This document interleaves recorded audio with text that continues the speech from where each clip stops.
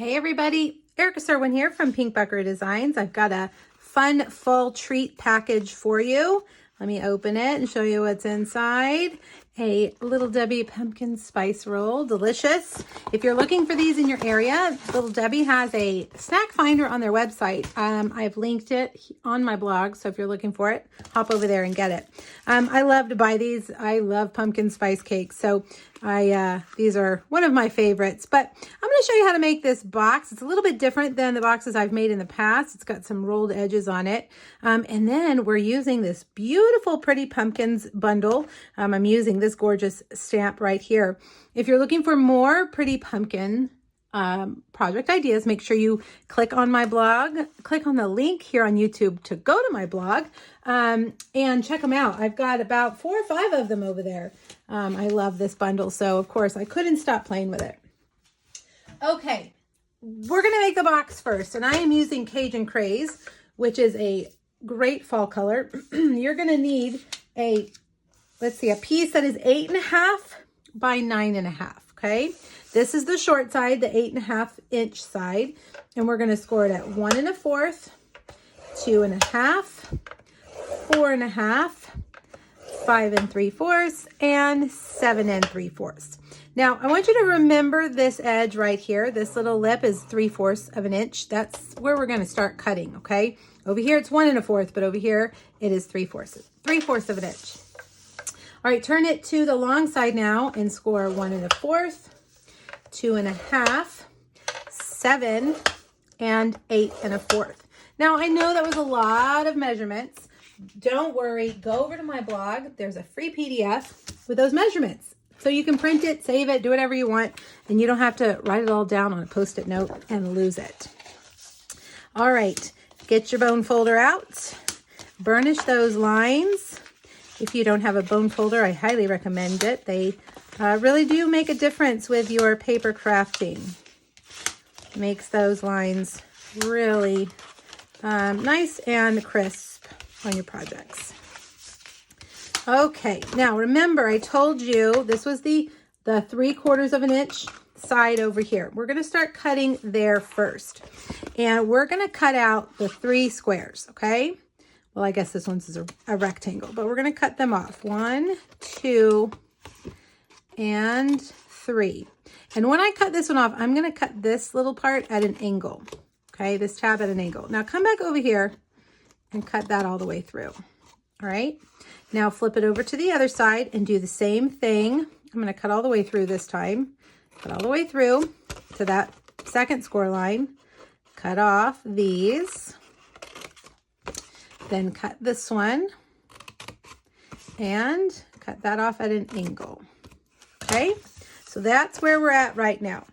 Now we're gonna come over here. We're gonna do the same thing on both sides. Right here, we're gonna take our scissors and cut all the way up.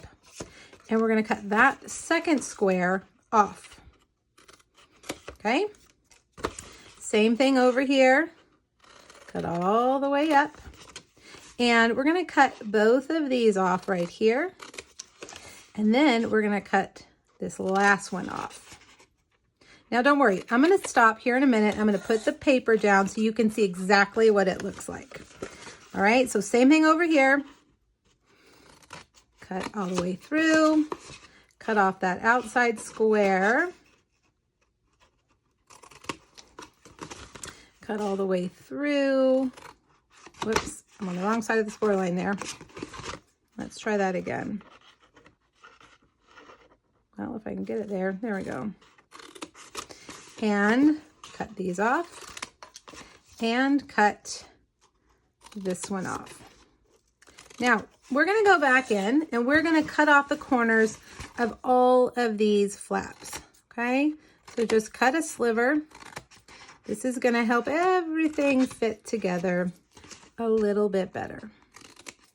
When you cut on a score line, sometimes you cut to the left a little bit, sometimes you cut to the right, sometimes you cut in the center, but usually they're not all exactly the same.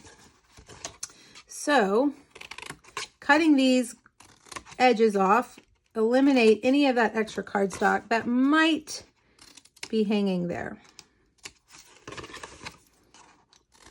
maybe you don't have that problem. If you don't, then don't cut the corners off. But for me, every time I have to do it. All right, and then we'll cut the corners off of this one. So we've cut the corners off of everything. Now there's one more thing we're gonna do. Remember, here's that 3/4 of an inch edge. I want these two flaps to match this one. So I'm just gonna cut them in half. These are the flaps that go inside, so don't worry about them. They don't have to be exact. Okay, so there is your piece. If you wanna pause the video so you can cut yours, do that now. This is that 3/4 of an inch edge over here.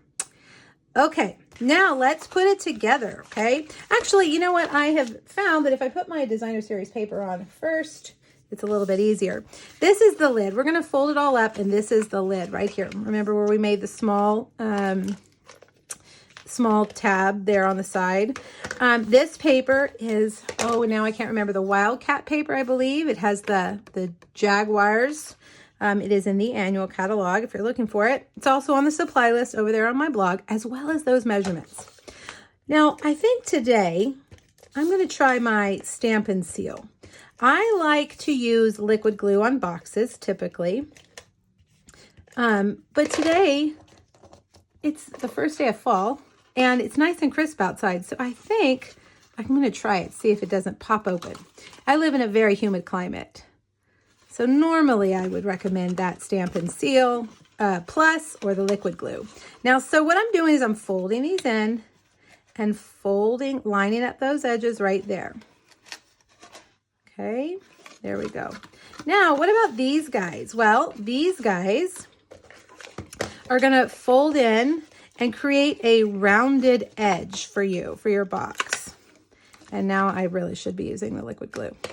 All right, so it's just gonna go in, fold it, it's gonna cover up the inside, and it's created a rounded edge so that your edge isn't raw like this. Normally I don't do that, but I thought I would try it this week and I liked it. All right, so put that in there and close your box, and there is your pumpkin spice roll box. Now let's do the fun part, the stamping. We're gonna stamp this beautiful pumpkin in pumpkin pie on our pale papaya. Pale papaya is one of our in colors. I'm going to stamp that right there in the middle. And then I'm going to use the Cajun Craze ink that matches that box. Matches our colors, all coordinate. If you get Cajun Craze ink, you're going to have a matching color to go with your Cajun Craze cardstock. And I'm stamping that on Very Vanilla. Now we're going to cut out the pumpkin with the matching die. So let me grab that. We're also going to cut out an old olive leaf right here. I'm going to do the big one. And we're going to fussy cut these words. So just hold for that. And if you don't like the fussy cut, I understand many of you don't like the fussy cut. Look through your dies, see what you have that would fit those words. The words are very scripty, which makes it a little bit tricky. You could use a smaller sentiment from another stamp set if you wanted. You could actually stamp it on the inside by putting a piece of basic, well, we're using vanilla, so a piece of Very Vanilla on the inside of your box and just stamping it straight on there. Or you could just cut it out as a rectangle, which was my initial thought, but it kind of covered up too much of my pumpkin, I thought. So that's why I decided to fussy cut. All right, there we go. We've got that. Now these words, let me show you what I like to do. I like to get my pencil and I'm going to draw a line where I'm going to cut. Is it going to be perfect? No, it's not. Is that okay? Yeah, sure. It's a handmade project. Handmade projects aren't meant to be absolutely perfect. See right there, it went up. When you're cutting with your scissors, if you make a mistake, you can't undo it. But if you do it with your pencil, you can erase it and redo it. So this just gives your pencil a guide of where you want your scissors to cut. Okay, and then if you have any stray marks, just go back and erase them. Okay, all right, now get your paper snips. I recommend Stampin' Up's sharp paper snips. Follow that line, go slowly. Use the middle part of your scissors and use your opposite hand to drive the paper. So don't really move the scissors around too much. Kind of stay deep within the blade of the scissors too. Not down here at the tip. Whoops, I went a little bit too far. That's all right, we can back up a little bit. And just go slowly. I think that's the key. Cut off extra cardstock as you go. That's gonna help you not, you know, bump up against it, causing you to cut wrong. Okay, we're almost there. And if you are reluctant to do this, why don't you practice? Stamp a bunch of them and just practice. And I think you'll find that with practice, you will get better and you will be more likely to enjoy doing this. I love to fussy cut. All right, there we go. Look at that. Isn't that awesome? All right, let's put our box together. I have a piece of our awesome cork paper. This cork paper is thin like paper. It's not thick. It goes through your die cut machine perfectly. It's just great. I'm going to put it here. I actually think I put these a little bit too high. We're going to put that cork right there. We're going to put that pumpkin right here. Grab that leaf, and I'll put that on with a little bit of glue. There we go. And another Stampin' Dimensional for this guy. Put it down here like that. And last but not least, we'll add a linen or twine bow. And I dropped my glue dots behind the table, so let's see if I can add a little bit of glue here. I should have gotten them before I started. All right, there you have it. Make sure you hop back to my blog, grab that PDF, and give this box a try. I hope you'll make one for your friends. Thanks, everybody. Bye-bye.